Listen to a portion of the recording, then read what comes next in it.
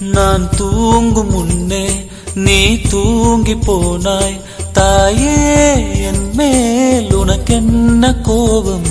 கண்ணான கண்ணே, என் தெய்வ பெண்ணே, கண்ணில் தூசி நீ ஊத வேண்டும்.